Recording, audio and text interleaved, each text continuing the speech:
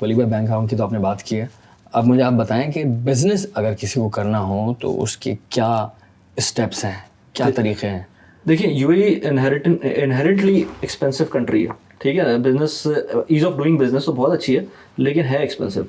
तो अगर कोई आता है और वो सोचता है कि मुझे काम करना है तो उसके पास बिजनेस प्लान होना चाहिए। इनफैक्ट अगर आप बिजनेस ट्रेड लाइसेंस लेने भी जाएंगे ना तो आपको एक पूरा प्रोसेस होता है जिसके अंदर वो आपसे एक प्लान मांगते हैं कि आपको करना क्या है। वंस आप वो सबमिट कराते हैं तो फिर आपको ट्रेड लाइसेंस मिलता है। ट्रेड लाइसेंस जल्दी मिल जाता है, लेकिन उसके बाद ऐसा नहीं है कि everything is green after that. उसके बाद एक मेजर इशू आता है बैंकिंग का। लेकिन एक और चीज़ मैं उसमें बताऊं आपको कि कॉस्ट की बात कर लें ज़रा कि ट्रेड लाइसेंस की कॉस्ट कितनी होती है, क्योंकि आप बिजनेस करने जा रहे हैं तो आपको ये पता होना चाहिए। तो somewhere between 6,000 dirhams to let's say 12,000 dirham, 13,000 dirham, sometimes 15,000 दिरहम, ये आपकी कॉस्ट बनेगी साल की एक ट्रेड लाइसेंस की। और उस पर एक्टिविटी आप क्या ऐड करते हैं, एक्टिविटी का मतलब क्या बिजनेस आप ऐड करते हैं उसके अंदर, वो डिपेंड करता है। फ्री जोन के भी ट्रेड लाइसेंसेज होते हैं और मेन लैंड के भी होते हैं। तो आजकल फ्री जोन के कुछ लिमिटेशन है, अगर हम इस पॉडकास्ट में वो बात करने लगेंगे तो बहुत लंबी बात हो जाएगी। लेकिन फ्री जोन्स के अंदर आप नॉर्मली अगर फिजिकल कोई बिजनेस कर रहे हैं तो उसके अंदर आपको मेन लैंड के अंदर कोई चीज़ सेल कर रहे हैं तो वो आपको अलाउ नहीं होगा। और अगर आप लेट से बाहर से कोई बिजनेस कर रहे हैं और यहाँ पर सिर्फ ट्रेडिंग कर रहे हैं, जो पोर्ट से ही काम सारा सामान चला जाता है, तो फ्री जोन कर सकते हैं। अगर लेट से कोई आप आईटी सर्विसेज प्रोवाइड कर रहे हैं, मेरे ख्याल से उसमें भी फ्री जोन कर सकते हैं। लेकिन जो मेन लैंड है वो उसके अंदर थोड़ा सा फ़ायदा होता है आपको इन टर्म्स ऑफ जियोग्राफी। आपको पूरे मुल्क का एक्सेस मिल जाता है जहाँ पर आप अपना एक्टिविटीज़ कर सकते हैं। बहुत आला। हाँ, अब इसके अंदर कितनी कॉस्ट आती है, एज ए सेट कि आपको समवेयर बिटवीन 6,000 टू 15,000 दिरहम, और उसके अंदर आपको वीज़ाज भी मिलते हैं। लेकिन ये कॉस्ट जो है ना, ये वन टाइम कॉस्ट नहीं है, ये आपको हर साल रिन्यू करनी पड़ेगी। ये तो हर साल ये कॉस्ट पड़ेगी आपको। तो अगर आप कोई बिजनेस ऐसा कर रहे हैं जिसमें मार्जिन्स कम है तो ये थोड़ा सा आपको सोच के करें कि इसके अंदर मेहनत ज़्यादा करनी पड़ेगी। हाँ, आपको पैसे बनाने पड़ेंगे, तब जाके आपका जो ना सस्टेनेबिलिटी रहेगी। क्योंकि यहाँ पर बाकी चीज़ों की भी कॉस्ट आएगी ना। रनिंग एक्सपेंसेस का जो बिजनेस का होता है वो भी अच्छा खासा एक्सपेंसिव होता है। पैसे बनाने की अपॉर्चुनिटीज भी तो बहुत ज़्यादा है ना। हाँ, ऑफ कोर्स ये कि वो बिजनेस एक्सपोनेंशियली ग्रो करेगा आपका, ये भी कहानी है यहाँ पे। हाँ, ऑफ कोर्स वो जो आपने प्लान वाली बात की थी ना, आई एग्री विद यू कि प्लान प्रॉपर होना चाहिए, प्रॉपर प्लान होगा ना। ऐसे नहीं कि आप हवा में आकर आपने बोला भाई मेरा दिल कर रहा है कारोबार करने का। हाँ, जो लोग सोचते हैं, सबसे आसान लोग यही सोच रहे होते हैं कि यार हम कोई ग्रोसरी स्टोर खोल लेते हैं, लॉन्ड्री खोल लेते हैं, कोई इस तरह की कन्वेंशनल बिजनेस में जा रहे होते हैं। मैं आपको एक चीज़ बता दूं, कन्वेंशनल बिजनेस में पाकिस्तानीज इतने आराम से नहीं सर्वाइव कर सकते यहाँ पर, और उसका रीज़न है आप पाकिस्तान में तो शायद अब मैं आपको एग्जांपल देता हूँ उसकी। ग्रोसरी स्टोर है, ओके। आप ग्रोसरी स्टोर में चाहते हैं कि यार आपने देखा हर बिल्डिंग में ग्रोसरी स्टोर बना हुआ है, तो why don't I just go and have a grocery store, या कोई रेस्टोरेंट खोल लूँ। अच्छा, आपको रेस्टोरेंट में पाकिस्तानी मिलेंगे, लेकिन ग्रोसरी स्टोर में you will hardly find owner या वर्कर तो मिल जाएगा, लेकिन ओनर जिसका ग्रोसरी स्टोर हो। उसका रीज़न क्या है?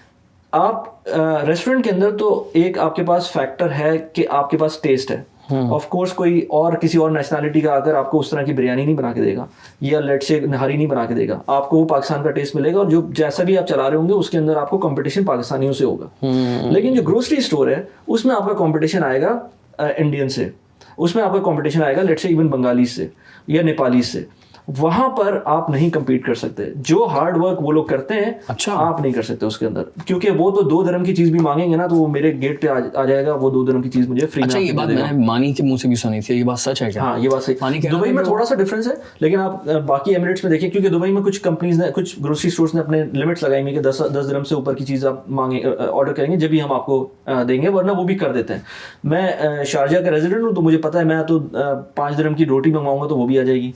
मैं अगर लेट से 5 दिरहम का दही मंगवाऊंगा तो वो भी आ जाएगा। लेकिन मानी ने ना 2 रेस्टोरेंट से कंपेयर, वो रेस्टोरेंट का कंपेयर किया था उसने कि यार ये एक इंडियन का रेस्टोरेंट है और ये एक पाकिस्तानी का रेस्टोरेंट है, और कह रहा अभी तुम देखना कि मैं चाय मंगवाऊंगा तो ये मना कर देगा और ये लेकर आ जाएगा इंडियन। अच्छा, वो मैंने वीडियो तो नहीं देखी, और ऐसा करना तो नहीं चाहिए कि पाकिस्तानी नहीं, वीडियो नहीं उसने। अच्छा, वैसी बात हो रही थी। आई मीन अगर उस रेस्टोरेंट की पॉलिसी होगी कि वो कह रहा है कि 10 दिरहम से ऊपर की आपको कोई चीज़ मंगवानी है तो फिर तो कर देगा। लेकिन इतने रेजर, क्योंकि वो जो लोग इंडियंस हैं, जो लोग इस बिजनेस के अंदर हैं, वो बैठ के खुद काम कर रहे होते हैं।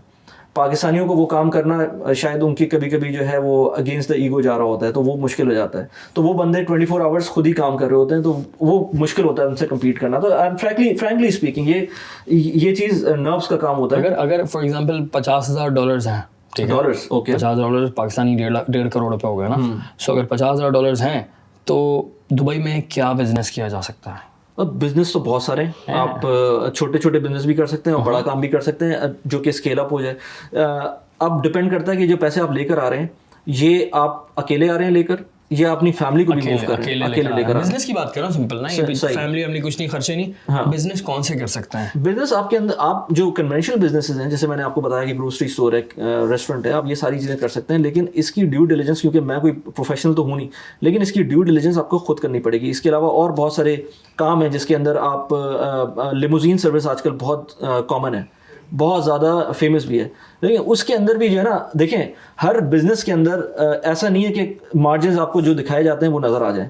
जब रियलाइजेशन की टाइम आता है, जब आपको पता चलता है कि एक्चुअल में क्या आपको मिल रहा है, तो आपको कॉस्ट्स भी देखनी पड़ती हैं कि वो क्या चीज़ें आ रही हैं। रेवेन्यू सब कुछ नहीं होता भाई। हाँ, रेवेन्यू सब कुछ नहीं होता, नेट प्रॉफिट देखना पड़ता है, जिसके अंदर बहुत सारे हिडन फैक्टर्स भी होते हैं जो आपको अभी नज़र नहीं आते। मैं इस तरह डायरेक्ट तो नहीं बोल सकता, लेकिन जो आपने पैसे बताएं उसके अंदर बहुत आराम से आप कोई किचन स्टार्ट कर सकते हैं, क्लाउड किचन पॉसिबल है, बिल्कुल पॉसिबल है, लेकिन उसको सस्टेन करना, हो सकता है वो 1 साल तक कोई प्रॉफिट ना दे आपको, हो सकता है अगले साल आपको पूरी की पूरी कॉस्ट दोबारा से, क्योंकि देखिए ना आपकी कॉस्ट में क्या होगा, लाइसेंस होगा, आपकी सैलरीज होंगी, आपकी जगह की रेंट होगा, लेट से आपका जो रोज का सामान आ रहा है वो होगा, वो कॉस्ट आपकी फिक्स है और वो फिक्स कॉस्ट हर साल रिपीट होगी, उसमें कोई एक चीज भी कम नहीं होगी। हाँ, फिट आउट जो आपने एक दफा कर लिया है, आपने कोई शॉप लिया या कोई रेस्टोरेंट लिया, तो फिट आउट आपका शायद 5 साल चल जाए या 4 साल चल जाए, लेकिन बाकी जो चीजें हैं वो तो आपकी फिक्स कॉस्ट है, हर साल आएंगी। तो अगर आपका रेवेन्यू आपको इतना मीटअप नहीं कर रहा है कि आपके डे टू डे एक्सपेंसेस भी ना निकाले, वो निकल जाएंगे, लेकिन आप अगर चाह रहे हैं कि उसमें प्रॉफिट में आए तो वो आपको टाइम लगेगा उसके अंदर। अनलेस एंड अनटिल आप किसी ब्रांड के साथ कोलैबोरेशन करते हैं और आप उसकी कोई फ्रेंचाइज लेते हैं तो वो आपको एक्सपीरियंस भी मिल जाएगा, लेकिन ब्रांड के साथ कोलैबोरेशन या फ्रेंचाइज लेना वो इटसेल्फ बहुत एक्सपेंसिव होता है। तो मैं कहूँगा कि छोटे मोटे काम से आप स्टार्ट कर सकते हैं, लेकिन सर बात यह है कि हमें थोड़ा सा आउट ऑफ द बॉक्स सोचना चाहिए। अगर हम young people, if you are addressing the young people, तो आपको इस वक्त कोई और चीज़ नहीं हेल्प करेगी सिवाय इसके कि आप फ्रीलांसिंग में चले जाएं। आपके मिनिमल कॉस्ट के साथ आप सारे काम कर सकते हैं। आपको सिर्फ और सिर्फ लैपटॉप चाहिए और फ़ोन चाहिए, आप उसके साथ बैठ के पूरी दुनिया में कहीं भी होंगे अपना सारा काम कर सकते हैं। आप इवन यूट्यूब चैनल चला सकते हैं, आप अपनी कोई गिग ले सकते हैं जिसके अंदर छोटे से काम से स्टार्ट कर सकते हैं, आप ट्रांसलेशन सर्विसेज से स्टार्ट कर सकते हैं। मैंने बहुत सारे लोगों को देखा है जो ट्रांसलेशन सर्विसेज दे रहे हैं। इंग्लिश अब तो एआई आ गई ना, मैंने पहले देखा था, अब चेंज हो गया सिनेरियो, लेकिन देखिए एआई को भी टाइम लगेगा। एआई को टाइम के अलावा एआई को यूज करने वाला भी तो होना चाहिए ना। एआई को अगर आप यूज नहीं करेंगे सही से तो वो किसी काम की नहीं है। मैं 2-3 चीज़ें मैंने अभी देखी, मैं कुछ ऐप्स यूज़ करता हूँ, उसके अंदर बहुत मेजर ब्लंडर किए थे एआई ने। अभी रिसेंटली चैट जीपीटी का मैं ARN पे सुन रहा था, यहाँ का एक रेडियो स्टेशन है, वो बता रहे थे कि अगर आप खुद प्रोफेशनल हैं और उसकी हेल्प से, एआई की हेल्प से या चैट जीपीटी की हेल्प से आप कुछ कर रहे हैं तो आपको बहुत सारी चीज़ें पता होंगी, बैकग्राउंड पता होगा, तो आप उससे बहुत आराम से काम ले सकते हैं। लेकिन अगर एक लॉयर की एग्जांपल दी थी, उसने उसको वो सू हो गया था क्योंकि उसको सही से नहीं पता था चीज़ों का। उसने एक सोल्यूशन लिया चैट जीपीटी से और उसने वैसे ही उसने उसको डॉक्यूमेंट बना दिया। वो डॉक्यूमेंट बिल्कुल गलत था, उसकी टेक्निकलिटीज़ में नहीं जा रहा मैं, लेकिन उसने जो वो सोल्यूशन दिया वो उल्टा उसको जो उसका दूसरा ऑपोजिट क्लाइंट था उसने सू कर दिया उसको। तो एआई को यूज करने वाला भी आना चाहिए जो यूज कर सके और उसको सोल्यूशन दे सके। तो गैरी का तो आपने नाम सुना होगा। बिल्कुल, गैरी वी की बहुत अच्छी बात मैंने अभी रिसेंटली सुनी। उसने कहा था कि यार एआई को यूज नहीं करना होता, एआई को ना अपना पार्टनर बनाओ। हाँ। और उसके साथ मिलकर सोचो। ठीक है, बिल्कुल, उसको कैसे लेवरेज कर सकते हैं। उसके साथ मिलकर सोचनी है, आप दोनों एक दूसरे के साथ मदद करोगे एंड देन जो प्रोडक्ट निकलेगा उसके ऊपर काम करना है। ऐसे नहीं सारा काम आपने उसके ऊपर थोप दिया। बिल्कुल, अपना दिमाग ज्यादा इस्तेमाल होता है। एआई तो फिर बाद में आएगा ना। मेन चीज तो आपका है कि मुझे बताना क्या है, बात क्या करनी है, डिस्कस क्या करना है और चीज क्या निकालनी है एक्चुअल में। And this is what I absolutely agree, क्योंकि मेन तो आपका ही दिमाग है। बिल्कुल, इसीलिए मैं कह रहा हूँ ना, दुबई के अंदर अगर आपको कोई काम करना है तो आप आउट ऑफ द बॉक्स सोचें। अगर आप कन्वेंशनल चीज़ों में जाएंगे, नंबर्स तो आपको समझ में आ जाएंगे कि हो जाएगा, लेकिन जब आप प्रैक्टिकली करने जाएंगे तो आपको समझ में आएगा कि कितने मसले हैं उसके अंदर। टेक और आईटी की फील्ड बड़ी इंटरेस्टिंग। बिल्कुल, टेक और आईटी लो कॉस्ट स्टार्टअप है, थोड़ा सा उसके अंदर आपका जहन लगता है, एक्सपोनेंशियल ग्रोथ भी है, पैसे बन गए तो फिर सॉलिड बन गए, एक बार डायरेक्शन समझ आ गई तो फिर तो गेम ही ऑन है। बिल्कुल, इसीलिए ये और ये जो भी यंगस्टर्स हैं उनके लिए है कि आप अपना साइड हसल करें, उसके अंदर आपके पास बहुत ऑप्शन है। इस वक्त तो खुल गई है ना पूरी दुनिया, दुनिया का सबसे तेज तरीन इंटरनेट भी आपके पास है, यहाँ पर है। यूएई की बात करें तो बहुत सारे लोग जो आ रहे होते हैं इन रीजन, बहुत यार मसला ये है कि इतना कुछ दे दिया इस मुल्क ने, जितनी कंपनीज अच्छी कंपनीज हैं उन सब के हेड ऑफिस दुबई में होंगे, जितनी पाकिस्तान की लोकल कंपनीज हैं उन सब के हेड ऑफिस दुबई में। अभी मैं आई डोंट रिमेंबर कि कौन सी कंपनी के सॉफ्टवेयर हाउस में के CEO थे, वो बात कर रहे थे, वो कह रहे थे कि यार जब ये शटडाउन हुआ था इंटरनेट पाकिस्तान में तो सारे कस्टमर्स जो उनके थे बाहर के वो परेशान हो गए थे कि यार हमारे डेडलाइंस कैसे मीट होंगी। तो उन्होंने फ्लाई आउट करवाया था अपने IT डेवलपर्स को, और जो भी उनकी सपोर्ट टीम थी उन्होंने दुबई भिजवा दिया था। उन्होंने कहा था कोई मसला नहीं है, हमारा ऑफिस वहाँ पर है, हमारे जो की बंदे हैं हम उनको वहाँ पर भिजवा देंगे दुबई। तो पाकिस्तान के जो इश्यूज़ हैं वो यहाँ पर सॉल्व हो जाते हैं। तो इसलिए again Dubai is solution to all the problems. That's unfortunately that's a fact.